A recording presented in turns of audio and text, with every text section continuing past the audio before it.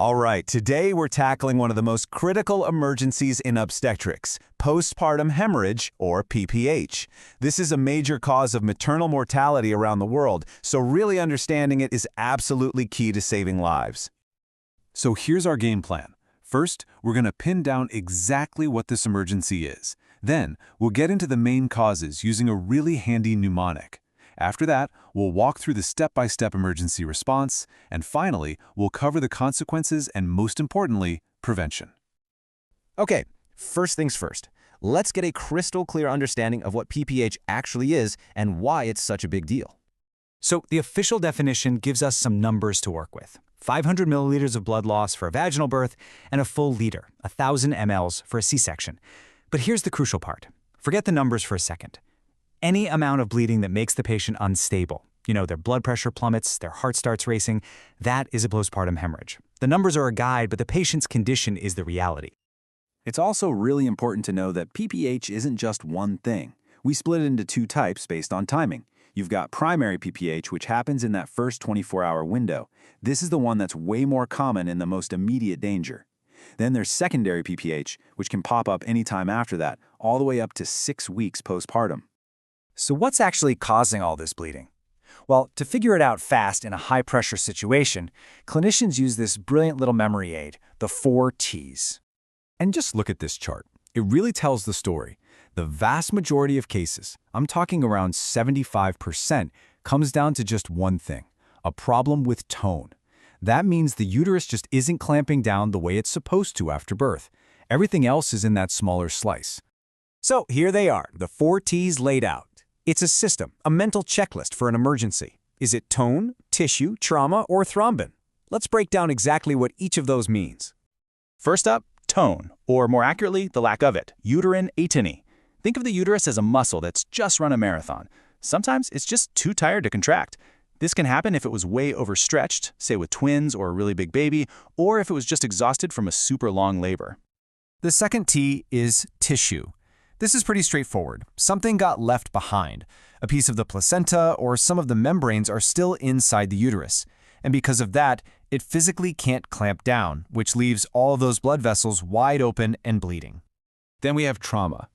This has nothing to do with the uterus muscle itself. This is about a direct injury to the birth canal. We're talking about tears in the cervix, the vagina, the perineum, or in really rare, serious cases, an actual rupture of the uterus. The bleeding here is coming directly from that injury. And our last T is thrombin. This one is all about the blood's ability to clot. It could be a condition the mother already had, or something that developed during the pregnancy. Either way, the body's natural defense mechanism for plugging up bleeds just isn't working right. Okay, so we know the causes. Now for the really high-stakes part. What do you do when PPH is happening right now? This is where having a clear, drilled-down protocol is an absolute lifesaver. And this, right here, is the core principle. There is zero time to waste. The response has to be immediate, it has to be coordinated, and it has to be systematic. In this situation, every single second counts. The protocol kicks into gear instantly. First step, call for help. You get everyone you need, obstetrics, anesthesia, more nurses, into that room. At the exact same time, you're assessing the ABCs, airway, breathing, circulation.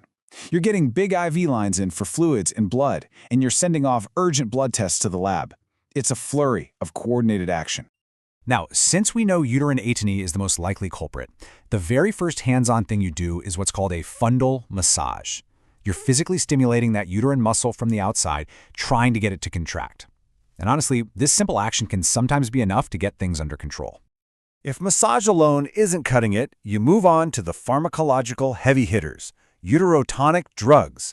These are powerful medicines that chemically force the uterus to contract, and they're given in a specific sequence, starting with oxytocin.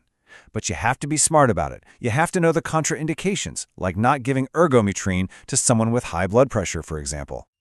And if the drugs still aren't stopping the bleed, you have to escalate. This is where we get into mechanical and surgical options. Mechanical methods might mean compressing the uterus with your hands, or inserting a special balloon to put pressure on the bleeding from the inside. Surgical options are even more serious, like tying off the main blood supply, or even, as an absolute last resort to save a life, performing a hysterectomy. Of course, you have to treat the cause you find. It's not always about tone. So if the problem is trauma, the team has to find that tear and stitch it up. If it's tissue, they need to go in and manually remove whatever was left behind. And if it's a thrombin issue, the priority becomes replacing those missing clotting factors with blood products like plasma. Okay, managing the crisis is one massive piece of the puzzle. But what about after? What are the potential consequences? And maybe more importantly, how do we try to prevent this from ever happening in the first place? And this is why this is all so critical. The stakes are just, well, they're incredibly high. Uncontrolled PPH can lead to catastrophic complications, shock, kidney failure, a condition called DIC where the entire clotting system goes haywire, all the way to a hysterectomy or, in the most tragic cases, even death. But here's the good news. The best treatment is always prevention. And we have a powerful, proactive protocol called Active Management of the Third Stage of Labor, AMTSL for short, and it is a total game changer. It is now standard practice because it dramatically reduces the risk of PPH.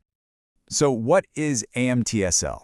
It's really just 3 simple, proven steps. 1. Give a shot of oxytocin right after delivery to help the uterus contract hard. 2. Use gentle, controlled traction on the umbilical cord to help deliver the placenta smoothly and completely. And 3. Massage the uterus after the placenta is out just to make sure it stays nice and firm. It's a simple routine that saves lives.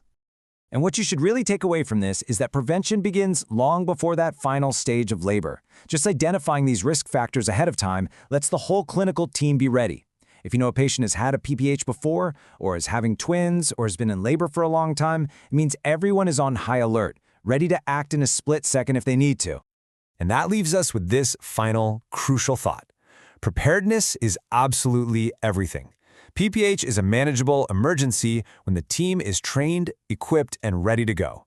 So the big question we always have to be asking ourselves is, how do we make sure that this life-saving knowledge, this readiness, is universal for every single birth, everywhere?